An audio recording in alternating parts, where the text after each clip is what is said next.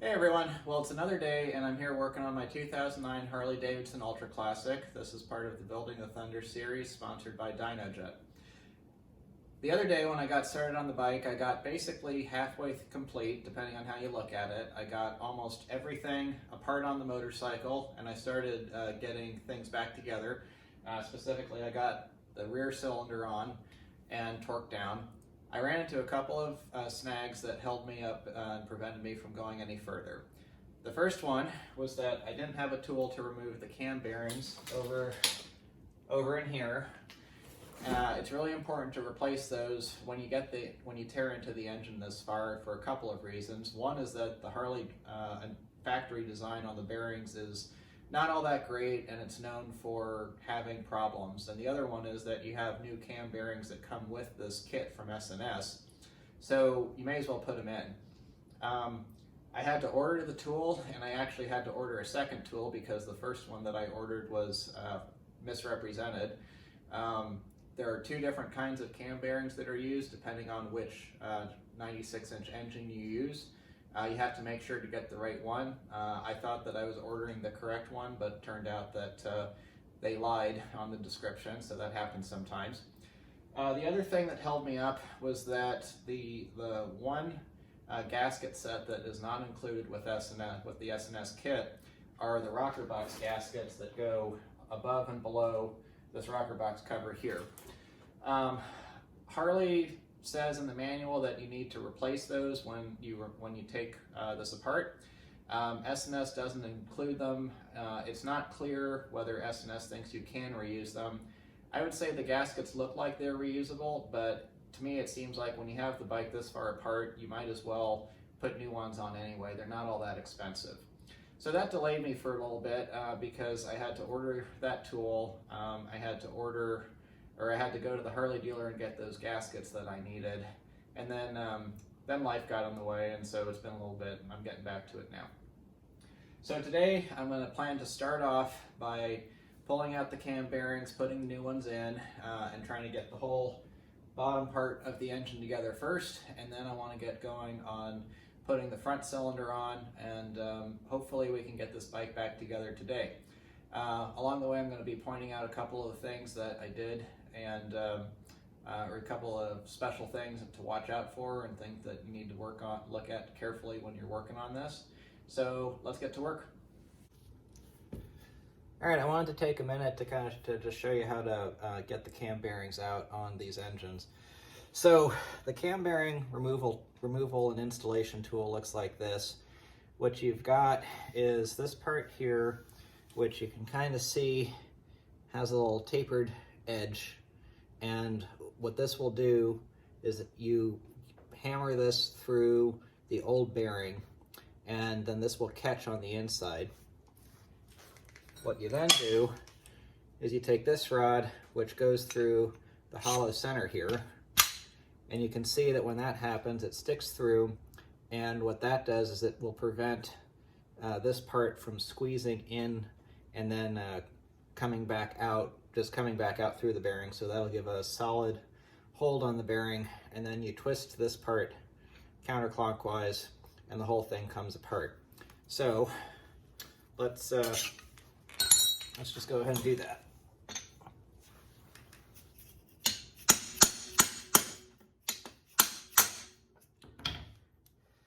The manual for this tool says to push it through by hand. I would be kind of surprised if you can really do that on any of these engines. I can't even remember which company I bought this from. There are a couple of companies that make these tools. The first one that, like I mentioned, sent me the incorrect tool. They were kind of a no-name one on Amazon. This is one of the more known brands, but again, I can't remember off the top of my head. Okay, so now that's in. Now, let's get the wrench on.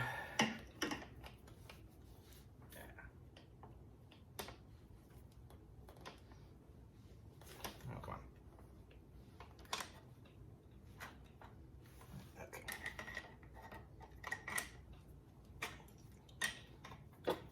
So at first, it's going to be a little harder to pull, twist, and then once it breaks free, it'll go easier.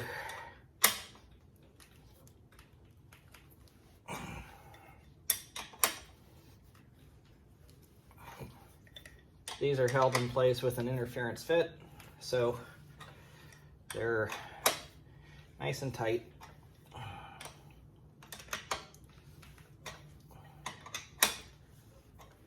But it gets a little bit easier with each revolution.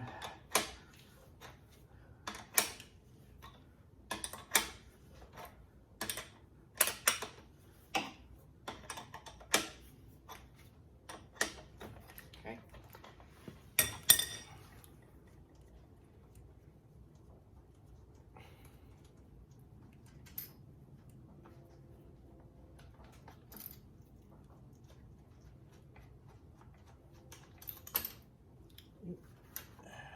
Got that.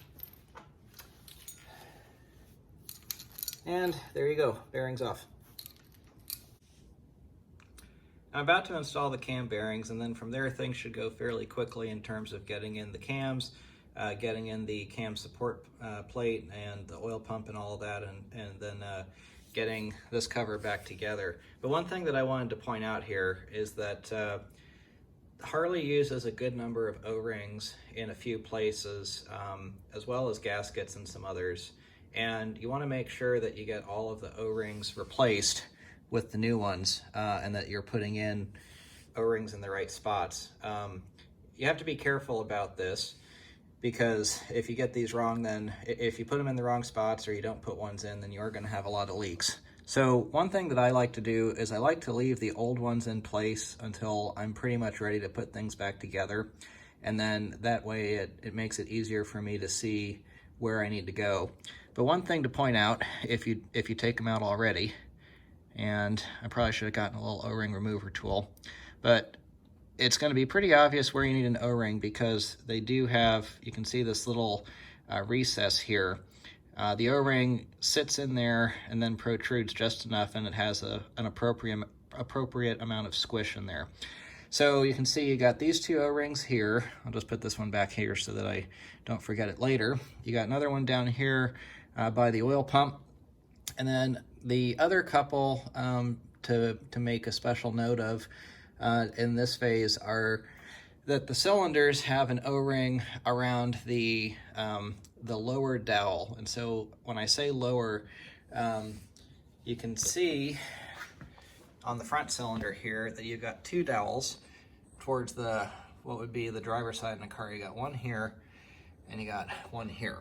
But if you look on this one right here, you can see that it's got that little recess there for the O-ring, whereas this doesn't. And that's going to be for your oil drain coming out of the rocker box back in. So just take your time, make sure that you get all those O-rings in the right position. So let's go ahead and put the cam bearings in now. All right, as you can see, I've got the first new bearing in. Time to put in the other bearing. I've got my tool all set up here. So I just want to point out a couple of things. So you can see that here's the collet that we used for pulling the old bearings out. You can see I still have the old bearing on here. This is something that the manufacturer of the tool specifically says to do. And I took a look at the box. It's MBS Manufacturing. I think they might have a couple of other names they sell it under, but that's who made the tool, and I'll say I'm pretty happy with it. It's a well-designed tool. For installing the bearing, you have to then, instead of that T-rod that went through here, you've got this installer portion that you just slip in on the top side. And then you put the bearing on this part. One thing to note is that the bearing is actually directional. There's one side of the bearing for which the outer race is more curved, and the purpose of that is to help make it go into the hole easier. So then what you do is you just put this in, you tighten down the four nuts, screws here to hold it in place, and then you tighten this down until this portion here bottoms out on the case right there. And that will have the bearing installed to the perfect depth. And if you take a look, you can kind of see, it's probably not very obvious on the video, but this bearing is recessed just very slightly. One thing on these Harleys is that it's very important to have the correct depth, which is why you really want to spend the money on the proper tool. Some people have talked about doing it with a slide hammer to get the old ones out and then just tapping them in. I suppose you could do that, and from a realistic perspective it would probably work, but there's enough work involved in taking this apart. I don't want to have to do it again. So we go, just like for the removal, we get this lined up. Start putting this in. Now technically they say that for the removal you don't need to put these screws in, because if you think about it, it still lines up on this dowel over here. And if you think about it, that when you're removing things, the plate is when you're removing the bearings, the plate is going to be held against the crankcase just by the tightening force. But kind of figure it makes things easier to just go ahead and put them in. Doesn't hurt anything. So go ahead. And so start out, just go by hand, try to get everything lined up. And then you get your wrench on, and just start tightening. Something I found on the other bearing, and something I should also point out that I did, make sure you put a little bit of oil, lubricant of some sort, on the outer race of the bearing before you put it in. So one thing I noticed on the other bearing is that the last turn or so is really very tight. And I actually had kind of wondered if I hadn't bottomed out already. And of course you don't want to go too hard and risk damaging the crankcase. So I did actually unscrew the tool and took a look, and I saw that the bearing was still protruding a little bit. Took about another turn to bottom it out fully. And now I'm kind of getting to that point here. And so you can't really see when you're looking, when the tool's in, you really can't see how far the bearing is. So if you have any question, just go ahead and unthread it. And it's not going to hurt anything to do that. Get it out.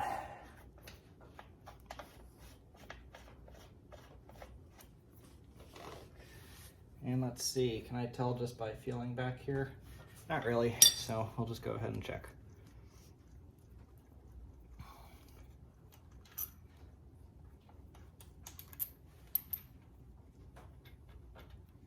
This is an area where, especially if you haven't done it before like me, you really want to take your time, because the last thing you want is to have a cam failure. And let's see. Actually, that looks like it is perfect. Great. Okay. So now we're about ready to go ahead and put the camshafts in. All right, I'm ready to put the oil pump on. So a couple of notes here. First one is that S&S puts the O-rings for the crankcase in a separate package from the O-rings for the top end of the engine, so that's really convenient. You've really only got 3 O-rings to consider down here. You've got these 2, and then you got the third one for the oil pump. I've got the oil pump here. Cut off the zip tie, put the new O-ring on. Whenever you do this, make sure that you put a little bit of oil on to lubricate the O-rings before you install them. You should not install them dry. Also, put some oil on the oil pump before you install it. Remember, you don't want these to be dry, and although there is some lubrication from the factory, it's always good to put a little bit more on. So from there, just slide it on here, and you're probably going to have to mess around with moving it a bit to get everything lined up correctly.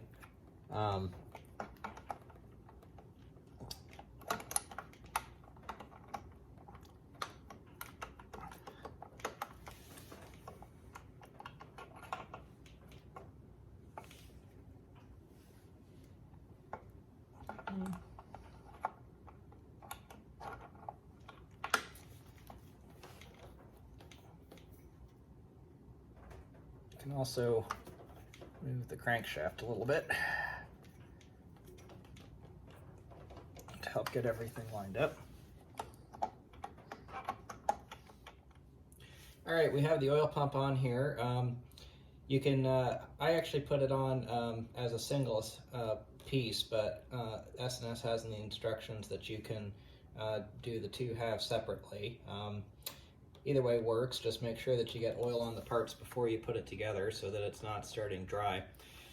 Make sure that this oil output is flush, and make sure that the pump in general is seated all the way. You can see that the gear here is basically flush with the end of the flat on the crankshaft.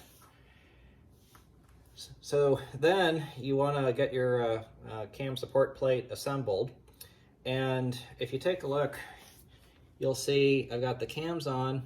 I reused the chain. The kit does not come with a new chain. The old one was in just fine condition. The kit does come with the new tensioner, so make sure that you put that on.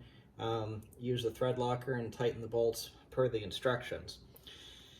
When you're putting the cams on, pay special attention to make sure that the timing marks are lined up correctly, and then you're basically ready to put it on, assuming that you got oil and everything. So I've already done that. So you can go ahead and just kind of get it, and there you have it. So the next part, per the instructions, is we reuse the existing hardware for the support plate, and then we put the hardware in for the cam or for the oil pump as well. And as you're tightening that, you're supposed to rotate the engine so that the oil pump kind of finds its center. So let's just go ahead and get that done.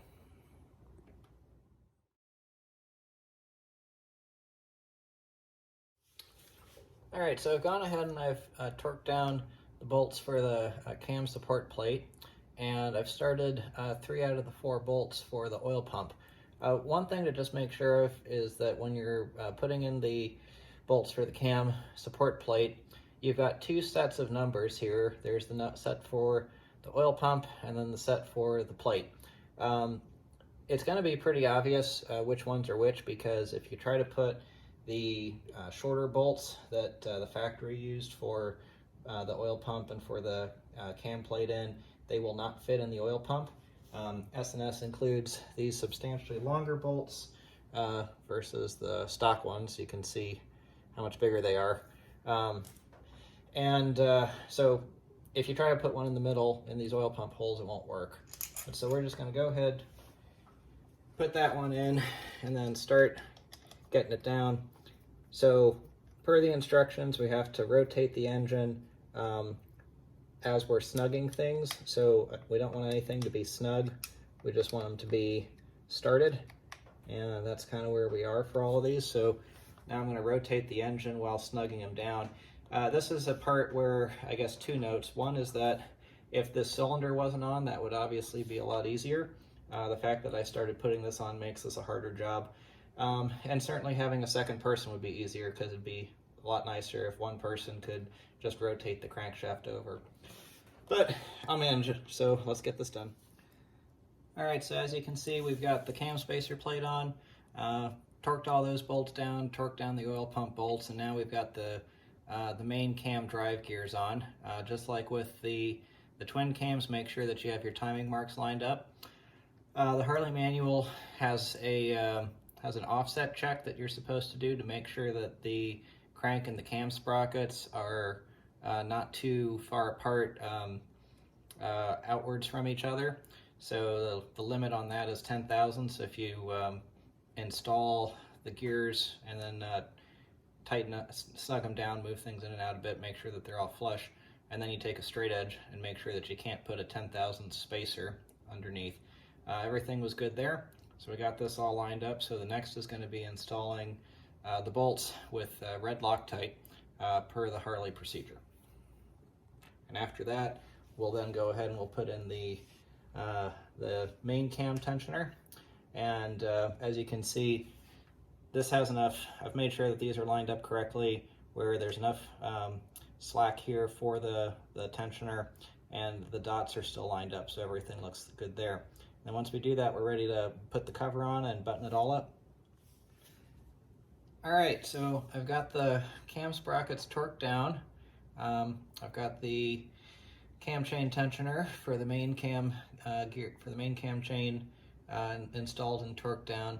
Now, at this point, I could go ahead and put the cover on the on this area. I'm not going to, and the reason for that is that at some point here pretty soon, once I get that cylinder on and get the lifters and everything else in, I'm going to need to rotate the engine again for setting up the setting the push rod lengths. So I think technically the manual doesn't want you to rotate the engine by this bolt. However, with the spark plugs out, I can tell you that there's really not very much resistance, and I don't see why that's going to cause any damage. So even though that's not maybe what the manual says, I'm just going to leave this apart. It's going to make it a whole lot easier for me to turn the engine over.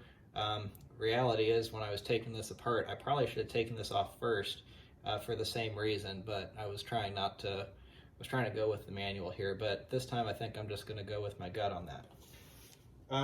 For putting the lifters in, so now we can take these nice lifters out of the bag. You just drop them in. The manual doesn't say anything about needing to soak them in oil or anything beforehand, and they seem oiled up already, so I'm not too concerned about that. One thing I will do first is I'm going to take my oil can and just put a little bit of oil in here, make sure that these bores and that the cam lobes are oiled, and then they just drop in. Now, something to remember, these are nice roller lifters, so while they are all the same for intake or exhaust, they are directional. You've got these flats on here, and so once you put the lifters in, you take the little alignment roll pin, kind of a roll pin, I guess, really just a roller, calling it a roll pin is the wrong term, and then you put that in the little groove here, and once you do that, the lifters are in their correct direction. So don't forget to put that in. So I'm going to just go ahead, throw these in, and then I'm going to put the covers on for the lifter bores. And at that point, I am ready to go ahead and put the other cylinder on. So, and also you can see this one's pointing up because the camshaft on this one is open. So let me get these on. All right, so as you can see, I've made some more progress on the engine. I've got the front cylinder on and torqued down. Everything here is together. And I'm getting ready. I think what I'm probably going to do next is go ahead and put the intake in. I don't have to at this point, but I have good access to the bolts right now, and it's not going to be in the way of doing the valve adjustment. So probably just do that next and tighten down the rocker boxes here. One note I want to make is on this gasket here. It's pretty obvious looking at it which way it goes on the engine for each cylinder, but it does actually have a marking on it. Right here you see it says rear head. You probably can't see it, but then on the other side it says front head. So in case you're not sure which way it goes, it says it right on there. So I'm going to go ahead and put the rear rocker box cover on and torque it down and put the intake on.